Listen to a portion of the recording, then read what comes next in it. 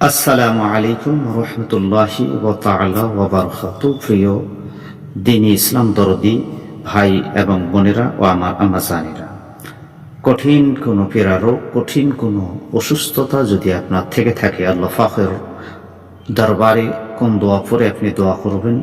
আপনি হাত তুলে যদি এই দোয়াটি পাঠ করতে পারেন, অশেষ আল্লাহ পাক রব্বুল আলামিনের মেহেরবানিতে আপনার রোগ থেকে আপনি মুক্তি পেতে পারেন।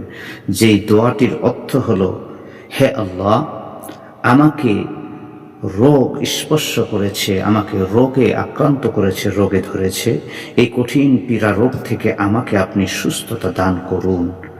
আর আপনি তো সর্বাধিক দয়ালু। আপনি পড়বেন, রব্বি আন্নি মাসানি আদ-দুররু ওয়া আনতা আরহামুর রাহিমিন। রব্বি আন্নি মাসানি আদ-দুররু ওয়া আনতা আরহামুর রাহিমিন।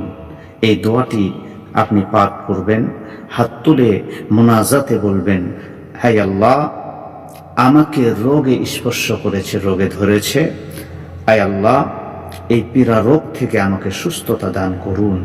আপনি তো সর্বাধিক দয়ালু। অশেষ আল্লাহ পাক রব্বুল আলামিন এত দয়ালু, যিনি আল্লাহ যদি চায় আপনার রোগ থেকে আপনাকে মুক্তি দান করতে পারেন। আসসালামু আলাইকুম ওয়া রাহমাতুল্লাহ।